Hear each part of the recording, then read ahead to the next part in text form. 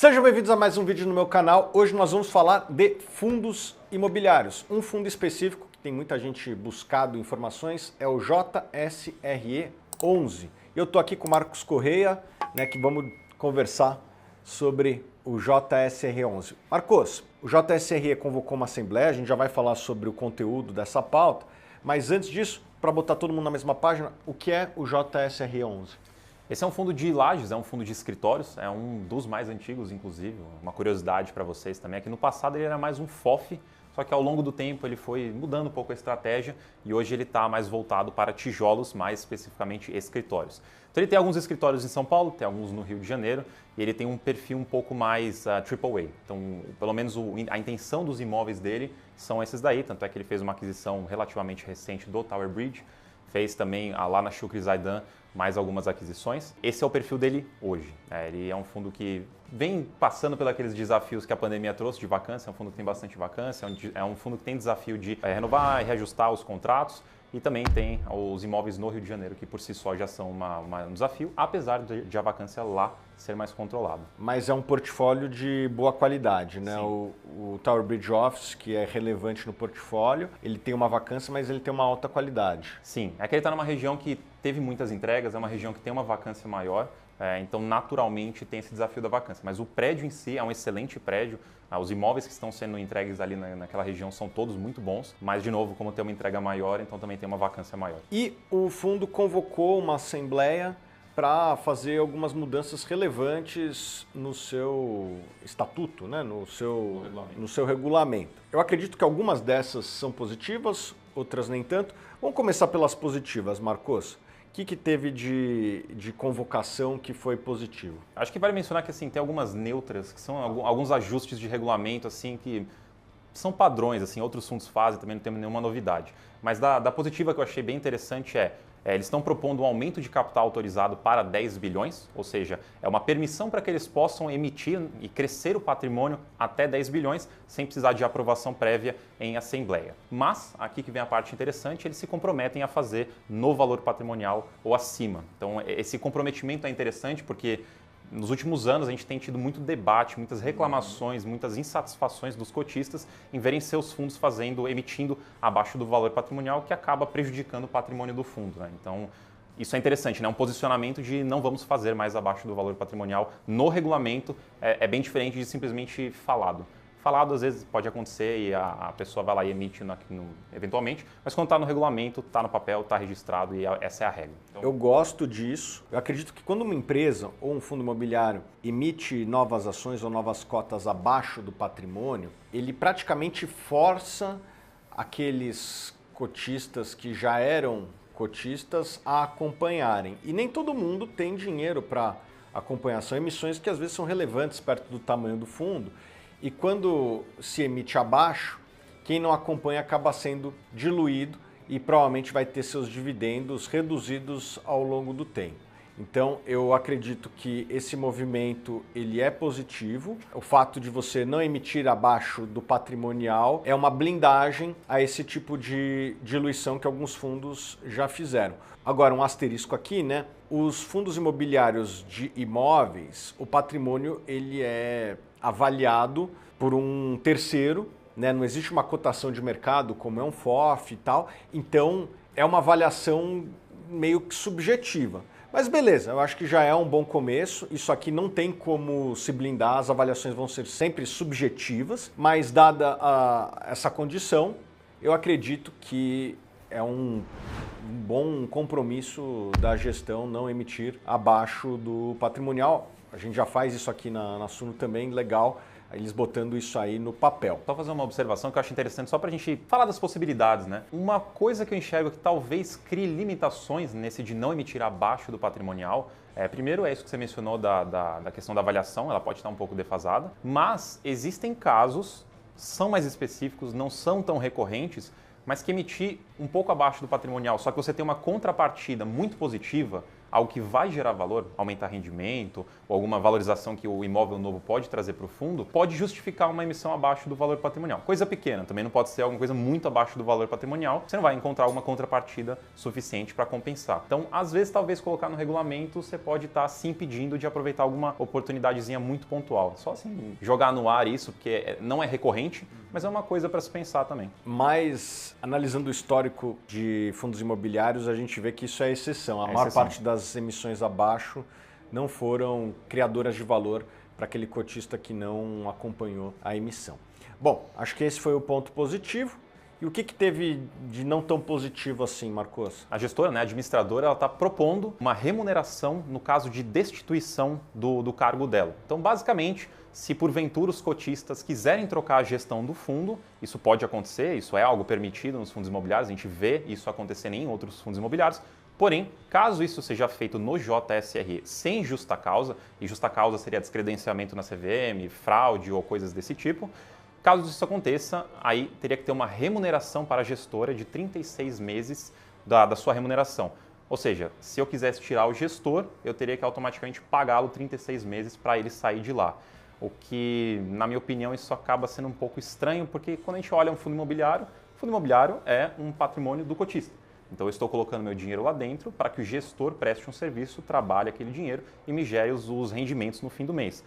Só que quando você coloca uma taxa para eu te tirar de lá, e não é uma taxa pequena, é uma taxa alta, são 3 anos praticamente de remuneração, fica algo um pouco complicado de se viabilizar. Então, se eu estiver insatisfeito com o trabalho do gestor, eu tenho uma grande dificuldade de tirá-lo de lá, porque isso vai me impactar também nos meus rendimentos mensais, o que não deveria, né? Exatamente, eu acredito que isso não é bom para os atuais cotistas, eu também acho que não é bom para a gestora, já vou falar um pouquinho desse lado, né? Mas por que não é bom para o cotista? Porque eu acredito que a gestão, e a gente tem gestor aqui na Suno, ele é um serviço como outro qualquer. Se tem uma multa muito grande para você trocar o prestador de serviço, o que acontece? Se você quiser mudar, você não muda, você acaba vendendo na bolsa e você está meio que refém daquele gestor. Eu acredito que isso é ruim para a própria gestora, e eu já vou falar o porquê, alguns motivos. Primeiro, o cotista que ainda não é cliente do fundo, ele olha para isso e fala, pô, não vou botar meu dinheiro num serviço que se eu tiver insatisfeito, e tem que lembrar que esse fundo já mudou de gestor várias vezes, né? Então, hoje pode até ser que o gestor seja bom, mas se amanhã mudar e o cara não for tão bom, e o serviço não estiver tão bom, eu tô amarrado, eu tô algemado. Eu não vou comprar. Eu acho que isso passa uma mensagem ruim para o futuro do fundo. Então, do ponto de vista da gestora, eu acho que isso não passa uma mensagem boa para o mercado, vai dificultar o crescimento da própria gestora. E também, uma coisa que acontece, e na minha opinião é mais de bastidor, é mais coisas de quem tem empresa e vê no dia a dia, quando você tem incentivos, as coisas funcionam melhor. O que eu quero dizer com isso? Quando você é um prestador de serviço e o seu consumidor ele pode se desconectar de você, o que acontece? Você se força como prestador de serviço a entregar um serviço melhor. A partir do momento em que o cliente tem uma algema e não consegue sair do seu serviço, o que acontece? Os incentivos internos não são para contínuar melhoria do produto. E se não existe um incentivo para a melhoria do produto, a longo prazo eu acho que o produto ele vai perdendo competição para aqueles que estão, enfim, performando melhor. Então eu acho que passa uma mensagem para a organização que não é tão positiva. O que eu quero dizer com isso? Imagina você trabalha num fundo em que se o cotista não estiver satisfeito, ele muda a gestão. Em outro cenário, você trabalha num fundo em que se o cotista estiver insatisfeito, ele ainda tem que pagar para você 36 meses. Cara, incentivos importam.